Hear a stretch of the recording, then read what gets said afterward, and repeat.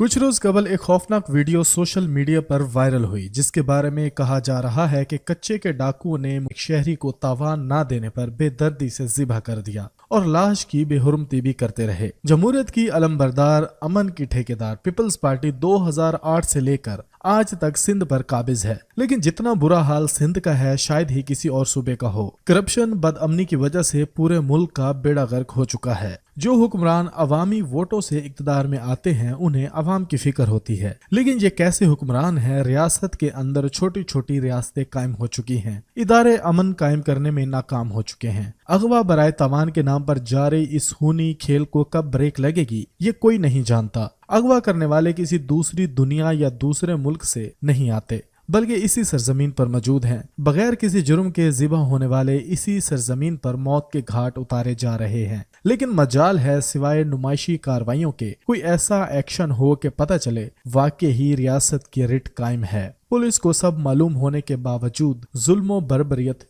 है। कुछ रोज कबल सिंध में मीरपुर माथीलो में अफसोसनाक वाकया पेश आया। वहां पर डाकुओं ने ट्रालों के टायरों में फायर मारकर टायर्स फाड़ दिए और 4 ड्राइवर को वहां से अगवा किया। एक ड्राइवर को कत्ल करके फेंक दिया गया और बाकी 3 ड्राइवरों को अपने साथ ले गए। फी बंदा कम से कम 60-60 लाख रुपए तवान मांग रहे हैं। सिंध के अंदर ये अपनी नौयत का कोई पहला वाकया नहीं है। ऐसे वाकयात मुसलसल हो रहे हैं, लेकिन हुक्मरान सो रहे हैं। अमूमन रात के वक्त ट्रॉलर्स वालों को लूटा जाता है और मारा जाता है, उनसे पैसे छीने जाते हैं, गाड़ियों को नुकसान पहुंचाया जाता है। अक्सर औकात ड्राइवरों को अगवा भी कर लिया जाता है। 25 से 30 हजार रुपए में नौकरी करने वाला ड्राइवर 60-60 लाख रुपया इन जालमों को कैसे देगा? जैसा कि हम पहले जिक्र कर चुके हैं, सिंध के अंदर अभी पीपल्स पार्टी जो अरसे दराज से वहां अपने पंजे गाड़े हुए है, एक भारी मैंडेट लेकर कामयाब हुई।